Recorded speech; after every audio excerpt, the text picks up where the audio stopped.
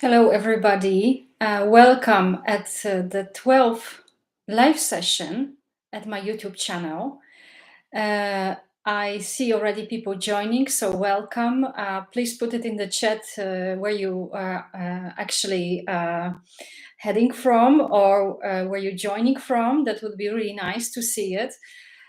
These sessions are about creating and finding a ways how to create brighter, so better future for PhD students and postdocs. And all of you which already joined my sessions before, I think this session is very special. First of all, I thought that I would do it in Leiden Bioscience Park, but actually we got conditions where Pia storm arrived to Netherlands, and actually it is code yellow, and everybody are actually advised to stay home and work from home. So I thought, well, I will bring here still very nice Christmas with my Christmas tree, already warm and a very pleasant vibe. So I hope you appreciate that. And yes, we will talk about some wrap up from previous 11 sessions. And we're going to talk about some lessons we've learned, right? Based on local, so what happened in Netherlands, I'm based in Netherlands, but also what is happening globally, because this all has impact on our future, the new future, and future when we think about perspective of 10, 15, or 20 years. And I would like to also give short introduction for very curious people which would like to learn about who Aneta is. I'm PhD. I am owner and founder of a startup in Leiden Bioscience Park in Netherlands, a bio-inspired think tank. And about the startup and name and location and activities, please go back to my vlogs, because this is in the submenu of live sessions, and you can learn more about me. But I'm scientist, first of all, scientist, a biologist, entrepreneur, actually, if you come much more to specify my education, also PhD education. And after a postdoc in stem cells in fundamental research, followed by 4 postdocs, by learning more about stem cells and then learning how I can develop projects as a postdoc and apply this knowledge to develop preclinical research. So moving more and more towards patients-oriented research, I decided to, after 4 postdocs, start my own, actually take a leap and start my own startup in Leiden Bioscience Park, specializing exactly know-how which I gained through academic education and postdoctoral education in stem cells and biomaterials. But besides that, I always, what I miss, at least being at very different universities, at least 4 or 5 different universities in Europe, including Netherlands, Belgium, and Poland, is that I will always very much missed collaborative research and collaborative impact of this research. So I decided that actually, as a company owner, founder, but also as a biologist, I want to build collaborative projects. I want to also interact in this collaboration, not only with different universities worldwide, but also startups, scale-ups, and other organizations. So to create this very interdisciplinary environment, to bring a better social economical impact, but also better innovative impact, interdisciplinary impact, and collaborative impact in the end. So this requires very different skills, especially interpersonal skills, relationship building skills, but also what I discovered, coaching skills. And that's why I realized that, well, my startup, to be successfully collaborative, I want to be coach. I became coach. I developed team building workshop in Agile way. About Agile, you can also learn more from my previous vlogs. Different type of smart time management, collaborating with also coaches to develop Agile team building, to make this collaborative setup possible, and bring more and more Agile awareness to this collaboration, science-driven projects. So that helped very much also to build coaching experience, but also to, and here I would like to tell you, that's why this channel is also for strengthening position and chances for all PhD students globally. Not only the PhD students in Netherlands, but globally, their chances on the job market, and make especially transition from academia to industry as a way smoother process, and support as a coach, as a scientist, entrepreneur, having my own already, and learn a lot about business ecosystem, help PhD students to transition also in one-to-one coaching. So if you would like, and you feel like I want to make transition, you made this already decision, please contact me. I will put also my email in the comments, so you can easily find me. And that's where my mission is. So I'm advocate for PhDs and postdocs, and in the near future, I would like to build actually team composed or consisted of highly skilled PhDs. So that's a little bit about the introduction, who I am. And I think I'd like to start with wishes, because I know that not all you guys can actually join me today. So first of all, I think it's good to stay and think positive. And of course, a lot of people heard about this, but this is very important in this transition also from academia to industry. Keep eyes open and network, and also being led to be coached. I think if you never had opportunity to meet people from industry, I think I can be the good person to start with, to plan how to make such transition, and especially for every postdoc, where you consider, I have such little time for this transition, that I need someone who is going to lead me through the process, because it's not an easy process. So I think if I come back to wishes, I think I want that you are keeping this motivation, first of all, and you pursue your drive and passion for science and innovation in order to actually work on things or subjects you really enjoy.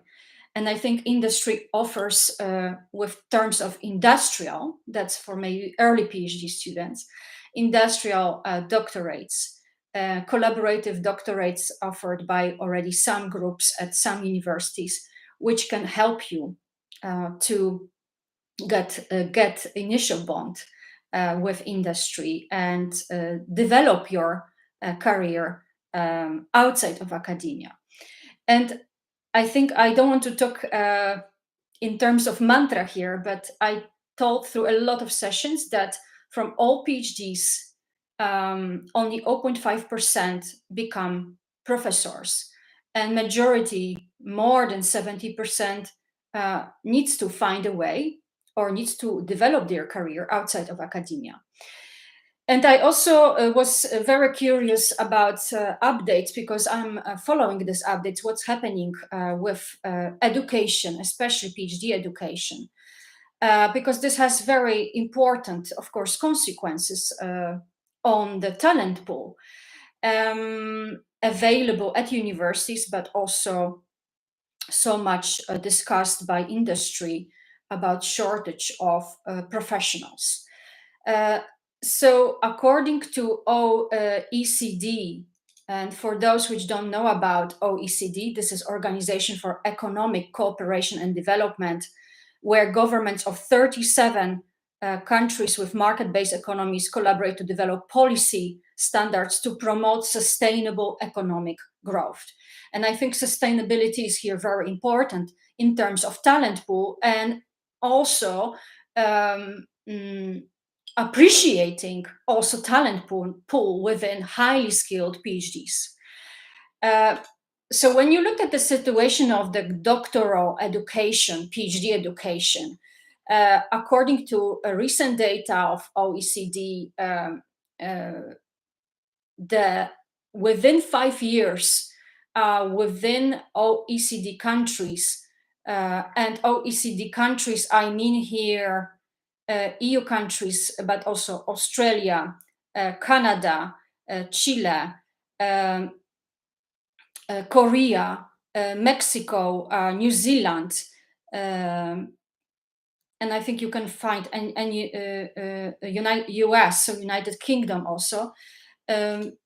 There's information which came from there's not only very carefully followed numbers about that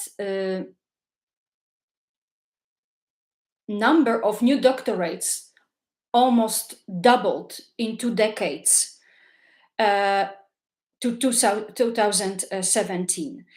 So if we look actually at the graph from new doctorates awarded based on some OECD data from 1998, we have 140,000 new doctorates, and till 2017, of course, some data are unfortunately missing from some countries.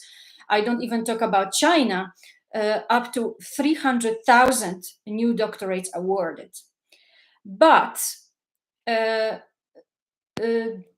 from the other side, the gross domestic spending R&D carried by companies, research institutes, universities, and government laboratories grew way slower. This means that there is not enough research activity in the economy to provide actually jobs, research jobs, for many of the doctorate graduates being produced. So I talked already about this before, but I think this is good to bring this in and still consider that while universities become factories of PhDs, they are not playing yet, and I was also already advocating for this in politics, while Minister of Higher Education and Science, Professor Robert Dijkgraaf, is actually focusing only on one type of students, but not PhD students and postdocs, but students of MBO, so lower technical students. And this very much worries me that we don't empower all the group of students, and that's why I joined D66 party, which Dutch party, which is focusing on education and empowering education. However, this is not inclusive. And I think that's something which needs to be changed. And hopefully, with new Minister of Higher Education, Science, and Culture, these things will be changed. So that's a little bit about numbers and perspectives. So I think this is also giving clear conclusion that if we PhDs will not take action, government will not do this for us. Universities also will not do this for us. Besides, a lot of articles appeared through LinkedIn, and some of them I was sharing with you, thanks to my LinkedIn colleagues, which also advocate for PhDs and postdocs. So thank you a lot, all of you. And I put links to these articles in my previous sessions. So if also you would like to go back, please refresh it, go back and take a look.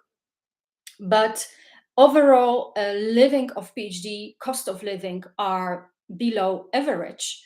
And in UK, that was very strongly demonstrated also, but also expressed in mainstream media. So it's important to realize that this platform, also this live sessions, please also take this into account, are actually created to empower PhD students to actually build a online platform. Thanks to this platform, we can capitalize on this platform and bring more opportunities. Also, me as a startup can here bring more opportunities. So I think the simple way you can empower your future is to subscribe to my YouTube channel. And this doesn't cost anything. So literally, this doesn't cost anything. So please subscribe and be very active. Bring issues which you think are important to also find a solution. And I believe that together we can really bring a strong impact together by building this platform on my YouTube channel, also as an owner and founder and scientist of the startup. So I would be very grateful if you guys keep subscribing, and we can really build here very strong community and create better options because of this reason for the future of PhDs and postdocs. So that's something which I'd like to really stress about. The other thing which I started, I think the one of the first sessions was about, before you want to solve anything, it's very important, and that's not only for psychology process. It's important to name issues, right? To name issues, challenges, problems. Industry rather likes to hear problems, issues, and one of the issues which I also thought about, and that's why I also offer this one-to-one coaching, is not sufficient mentorship at universities. I already discussed this. In terms of postdocs, where sometimes you have 1 to 2, 3 years to design, in a way, experimental setup, perform experiments in vitro or in vivo on animals, manage technicians, manage other PhD students. And I think more senior postdocs you become, and I know it from being senior postdoc, more actually PI like responsibilities you acquire, which is very good, because thanks to the senior postdoc positions, I was able actually to develop myself into very driven, but also very responsible emerging leader, leading also my startup and collaborations. So this kind of interpersonal skills are very important. And many people tell you in business that when you enter a C-level position, what defines your future are people skills, are your people skills, not the hard skills, not the science, but actually the people skills, the soft skills. So that's why this sessions is also, I found, very important, because this is the time, or 1 hour usually. I try to keep it every 2 weeks, so we stay, because there are so many things which are changing. We live in very, I would say, a challenging environment. There is a lot of changes in politics, not only in Netherlands, in Poland. I originally come from Poland, but also in other countries, wars, and this creates a deep feeling of instability. So especially because of this mentorship is very important, and I feel here very actually very driven to offer such mentorship, especially for PhD students and postdocs, which don't know what's next in their future. And industry becomes a more and more very attractive environment also to work as a scientist, right? Because you this in the industry, which I already discussed during previous sessions. So, but if you want to become industrial scientists, yes, industry offers extremely important, I would say, an attractive type of jobs. First of all, these are much better jobs because they offer fixed term positions. usually after even sometimes happens after a year, you get an offer of permanent job. Then we also talk about, and we talked about this issue, salary, right? I think that's another paradoxal salary range which is offered by academia to postdocs, to PhD students, which in terms of current economical or living cost is, I would not even be afraid to say, below expectations. In terms of highly trained PhDs, they earn at least 3 times less than electricians, people which are way lower educated. And I think that's the most scandalic example nowadays when I look back at salary range, which were previously, even in the years 2000, 2005, they were way higher. Now they remain way too low. And I still, when we talk about salary range in industry, think that this is the factor which attracts the most of PhDs and postdocs, because they are definitely way higher than offered by academia. So I think they offer very competitive package, and I think because of this package, especially economic package, financial package, more and more people think about this transition to industry and working as an industrial, for example, scientist. So that's something which still very much hits me, that the most educated people get a salary which is even sometimes, quite average across different type of jobs in society. So this is important to change it. And I brought some examples that either a platform were able to push a university to increase salary range. So I think there is a power within PG, but you guys, I think, are missing sometimes a fact that you need to, we need solidarity. We need to unite, and we need to then, as an organization, as a platform, simply push to ask for higher salaries for postdocs, if you want to build your future within academia.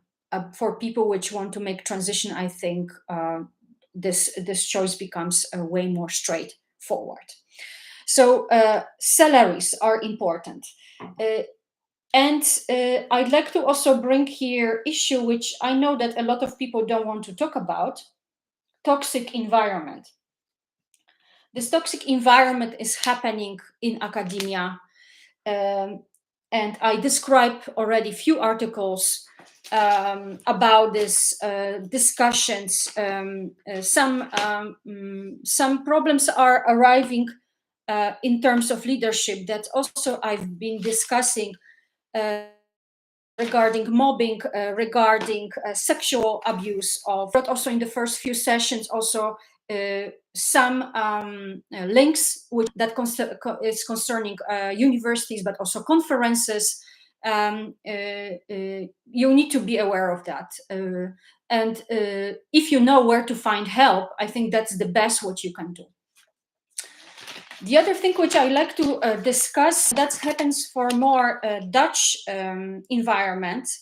It's actually coming from university newspaper Mare, and from Leiden University. And I'd like to bring some article which is, I think, very important, and I think is changing completely landscape of also academic, but also industrial landscape. And this is the Dutch, in a way, article about, and let me just tell you a little bit in Dutch, because maybe some Dutch students are following here this session, about screening. De title original is Screening van academici uit risicolanden is discriminerend. En de overheid wil dat universiteiten en academici uit Rusland, China, Noord-Korea en Iran streng gaan screenen. Dat is discriminerend, ineffectief en een verspilling van belastinggeld, betoogt George Miley. What, just to give you a short translation, I think knowing languages and learning also helped me to dive more actually what's going on Dutch academic business, in a way, market related to opportunities, but also ecosystems. And unfortunately, political decisions have impact on it. This article is about screening academics from risk countries and bringing, actually, in terms of a discrimination into Dutch universities. What Dutch government wants is that universities will strictly screen academics from Russia, originating from Russia, China, North Korea, and Iran. And of course, this is taken as discriminatory, ineffective, as a waste of taxpayer money, which is argued by the author of this article, which is already professor, actually emeritus professor of astronomy from Leiden University.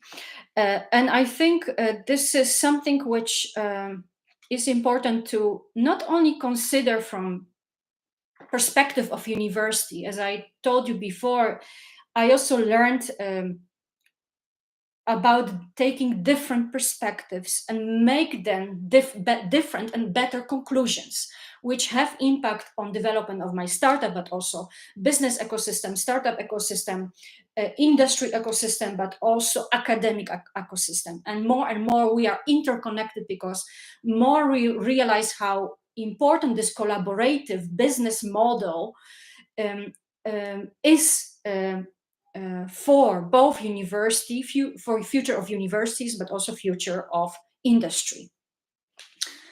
And in this article, actually, it's also mentioned, which is not so much elaborated by the author, but which I like to bring. That's not only perspective of universities and discrimination and bringing more scientific surveillance, right? Which we actually very much know from China in society, Big Brother.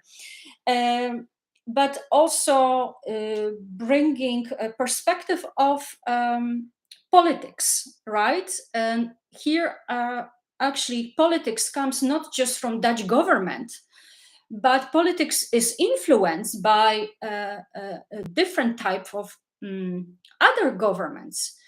We are not islands, and we are influenced by other governments' politics. And here, actually, what is brought is that chip manufacturer SAML was imposed export restrictions for the same countries. So for Russia, China, North Korea, and Iran, under heavy pressure from the American government. So we talk here about American government, which is pushing Dutch government to bring changes, discriminative actually changes at university. And I think that's very dangerous. That's what we should avoid. But unfortunately, politics, as I said, can have positive but also negative impact, even on Dutch universities and future of these universities. So that's something which I wanted to discuss with you and bring to you, especially for people which are not following always Dutch news and local news and what has been happening at Dutch universities lately. And unfortunately, this can become very extreme in terms of screening, um, and can affect collaborations. But not only collaborations, can affect fundings, can which are coming from these countries, and it can also affect future of PhD students. In terms of the PhD students, but also PIs, which are based on Dutch universities, in terms of developing collaborations, especially with countries as China or North Korea. And I think this is something which can become very not only discriminatory, but also, as I said, waste of considerable funds, but also waste or maybe even stopping financial stream or funding stream from China. Because we very much understand that what is happening here in Netherlands at Dutch universities, China is delivering PhD students and is funding, actually, the Chinese government is funding this PhD education in Netherlands. And when I ask my actually Chinese colleagues, yes, the Chinese government is stimulating this exchange and doing a PhD in Netherlands as a collaborative project, because education, especially at PhD level, is very much considered also as a, exposing PhD students, Chinese PhD students, to different environment, European environments, which represents relatively high standards of performing scientific research, but also intercultural education, right? And I think that's very good for PhD students from China. And I'm really glad that the Dutch government is stimulating this type of movement. But however, yeah, there is also discussion now. Well, we're going to need to bring way stricter measures by collaborating with China, and this can cause very big, I would say, not only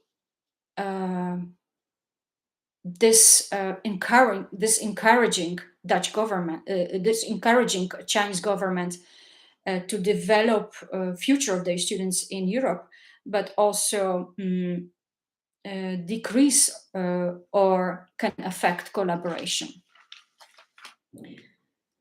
between Dutch universities and Chinese universities. And I think that is at many different levels, and I could discuss this more and more. But I think I will give you a link to the article, and you can get more insights. Regarding still this toxic environment, I like to also bring something about leadership. That's why, in terms of the scientific surveillance, which is currently introduced and pushed by Dutch government, and looks like influence also in industry by American government, there is also issue with leadership. I think I talked about this during first also sessions about that's why there is now a challenge for also academic leaders to become more adaptable, flexible, to become agile leaders. And definitely in terms of leaders, as I said, not every great scientist can be a good leader. And I talk about here not people skills, but also coaching skills for postdocs, PhD students, where indeed these leaders are very good mentors for these PhD students. They are role models, they offer mentorship, and they talk about this, and they find this as a priority. So they give a priority or quality time to discuss career also options for the students. And such mentors, I think it's always is worth to find. But if you cannot find such mentors, I already put some names in previous sessions, especially for scientists, mentors from Karolinska Institute, even creating mentorship organizations as PIs, as principal investigators, as group leaders. Please keep looking for such mentors also outside of your country, online mentors from other universities. And so definitely leadership here is a challenge. So I will put it as a next issue. And if you want to go back to the leadership, please go back to very early in my sessions. I talked there about leaderships, about different types of measures before somebody can become a PI or a group leader, need to actually also perform tests, because we want to avoid having sociopaths, psychopaths, people which are abusing in different way. Also very vulnerable, especially PhD students, but also postdocs. And I've been also witnessing this, and this is something which we also need to keep in mind. So we want to have very good academic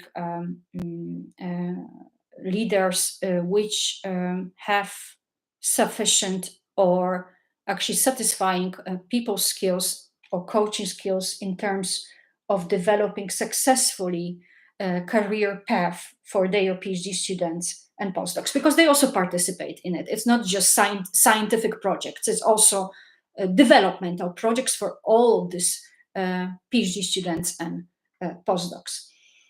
So that's something which I like to here summarize. And in Leiden Bioscience Park, of course, there is something which we call human capital agenda. And I personally don't like to call it human capital, but talent pool, in a way, potential which we have in all PhDs and postdocs. And I'm here also partially active, part of this human capital agenda group of people in Leiden Bioscience Park.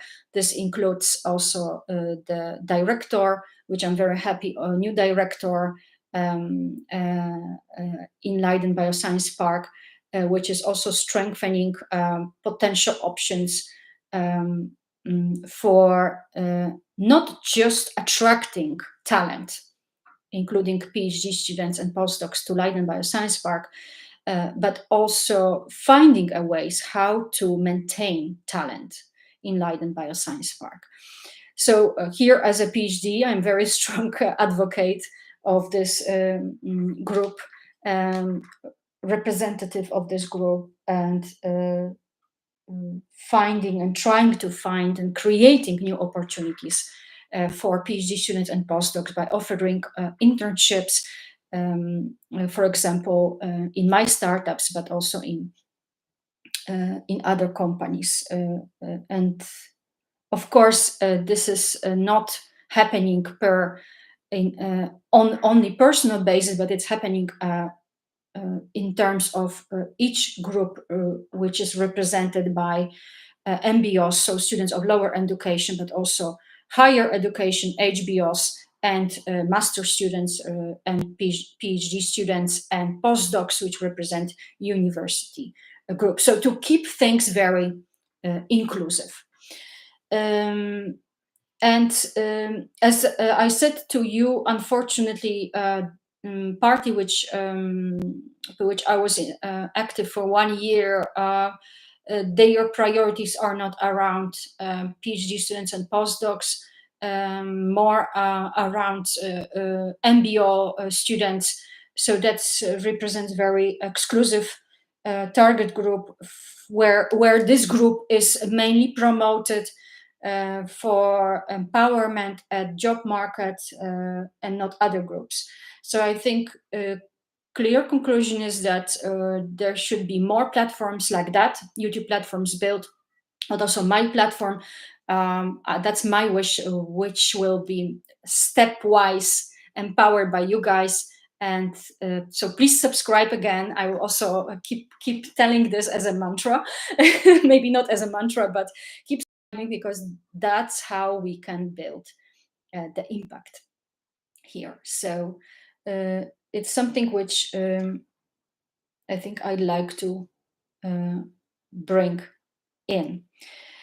And I think this session is also a session where I talked about things, and I'd like to bring this as something important, I think, when you start to think about next step in your career, and which is very also close to me, because I've been there, right? I've done PhD, I followed for postdocs, and developed now my startup for a few years, built collaborative projects between academia and my startup.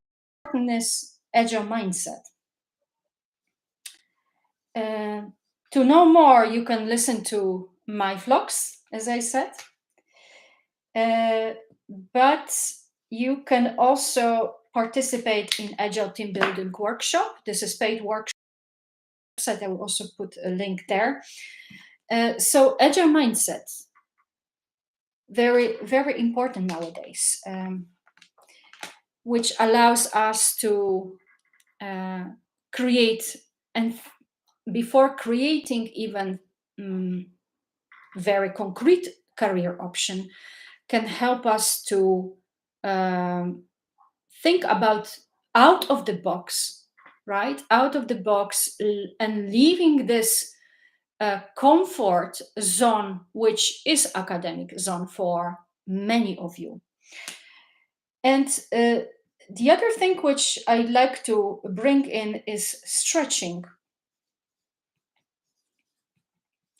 And this type of stretching is very important too, which I'd like to bring, stretching. What is stretching? It's to step out of your comfort zone to your non-comfort zone. And this is stepwise, again, process. So things which you would never think that you could do, you start slowly, believe, because always in head, I think all the blockades we have are in our mind, especially in our fears very often, because it's uncertain process. Stretching is uncertain process. Building this belief, well, I can do that, right? It's like thinking, well, I want to. My vision before was that, for example, I could create here some scenario. I would like to stay in academia. I'd like to keep doing research and developing new projects, produce or publish more articles. But in a moment when reality is changing, for example, your PI tells you, well, there is no more funding. So there is not so many options. There is short time for decision making. And then there is a fear. The first thing which arrives is fear. What's next? And of course, you can ask your PIs, and if you have more mentors, that's why it's important to have more than one mentor, good mentor, and look for them actively within academia and outside academia, as I said before. But also to realize that this fear is a first reaction. It's normal, typical reaction which everybody have, and it's important to accept this, that the fear will always be there. But now, after this first reaction, there need to be second reaction. And I very much like term of active search and building also strategy. different strategies and different scenarios. So being very open to things which are happening, being very open to advice, and try it, and not just think about this, but experience it. So explore it. And this exploration is something which I think we, as a PhDs, have very much built in, right? Because in science, whenever you do research, everything is actually going back to basic curiosity driven process. You want to explore, you want to know more, you want to discover something. And of course, that's very important, not only for innovation process, but also for searching for new career options outside of academia. This exploration, this drive for exploring things is very, very important here. And that's something which is also important in the stretching process. And here I can say it a little bit as a coach, keep trying things, experimenting. And for me, for example, being entrepreneur gave enormous playground to experiment, and with different business models, with different collaborators, something very different and very new and out of the box, and very much out of the box.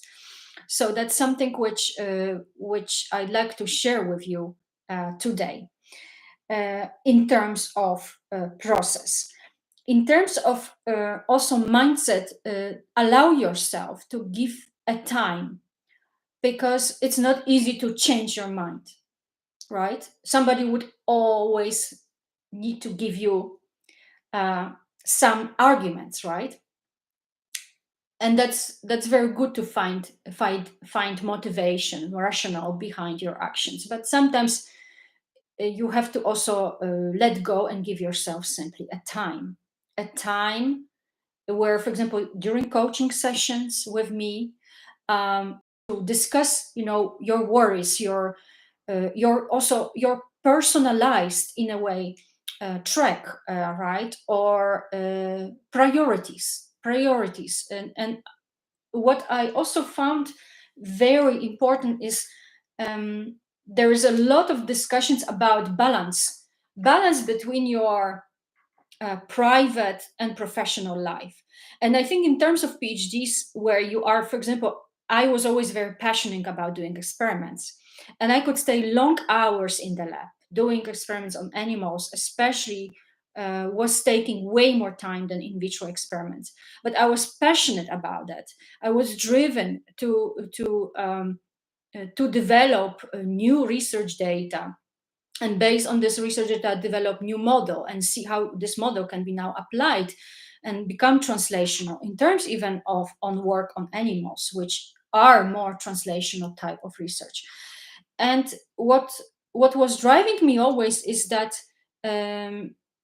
yes, in terms, if I met colleagues which were studying economy, well, mostly their research was from 9 to 5 spent on your work. Well, sometimes I was not even counting, and I think it was more than 50 hours, or around 50 hours. Sometimes it was weekend salary. In terms of, some people, probably my now business colleagues would say, in terms of investment, money investment, it's just very poor salary you get for so much work, for so much creativity, for so much impact you bring. So yeah, in terms of, if you would easily calculate, this would not make sense to perform such a work. But I think it's more about mission, more about curiosity. It's more about passion and drive you have for science and innovation. And I think this passion will always stay in me, and this will be never really can be calculated in terms of money, because it would never be, in a way, a realistic business model or return of investment. It would be probably useless model of return of investment. So it really depends, when you think about balance, and from the other side you think about time. Yes, time balance is important, but from the other side, I think if you think way deeper, following your passion, following your drive for innovation, or whatever makes you happy, um, is changing your mindset. So if you have money-driven mindset, revenue-driven mindset, you probably would never enter science, especially life sciences. First of all, the training is very challenging. You need to have not just writing skills, but also know how to, for example, develop and how to work with animals. So manual skills. In terms, for example, of me, I develop also neurosurgery skills. That's even higher technical skills.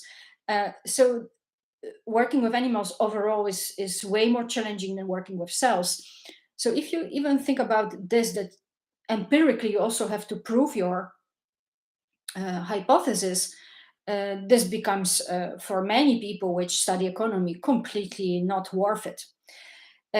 So it depends on the mindset. Money driven mindset will be very different. And that's what is happening also in business. If you have investors, even which have money driven or only revenue driven mindset, but not, for example, social, economical impact or innovative impact or other types of mindset, you will see that it's much more difficult to collaborate or express even your rationale behind why you're doing it. So that's why it's good to find people which have a resonating mindset, because that's the best to start with, right? And if it comes to collaborations. In that case, I would think about, I'm a person, I'm agile coach, and I learned how changing mindset as a process is also very important. So here in this, also on my YouTube channel, I have very beautiful stem cell medicines, because it starts from the way you think. Innovation and process of innovation is also starting.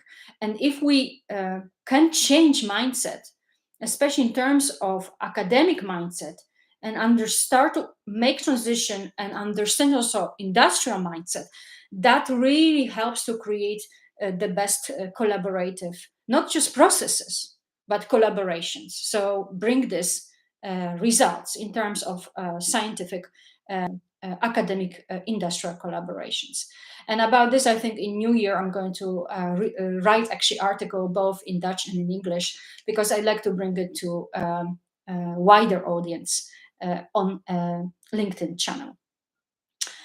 So I think that's something which I'd like to share today with you guys. I'm looking forward to all your questions. Everybody who is interested in transition to from academia to industry and coaching, which doesn't know about what's next, please contact me. I will put all the links there. And I hope that this session will be, it's becoming more and more global, but also local, not just Dutch, but also I talk about other countries, eye-opener for you guys, how this academic ecosystem is changing, how business ecosystem is changing, and also how much political ecosystem has impact on our future. And how knowing this, because being aware of what's been happening and what is happening is very important, because then you can create better options, then you can create better fit to situation models.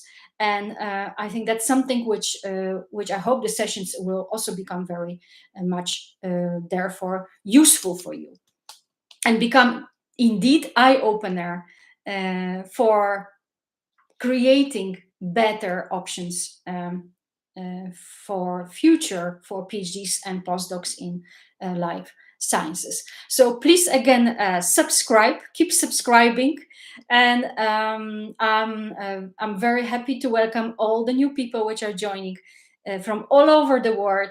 And at the last, I'd like to wish you a great time with hopefully you can spend with your families, the best Christmas wishes, and see you next year. at the next session for creating brighter future for PhD students and postdocs in life sciences in the year 2024. So all the best, and stay motivated and stay hopeful. So take care and see you next time. Bye.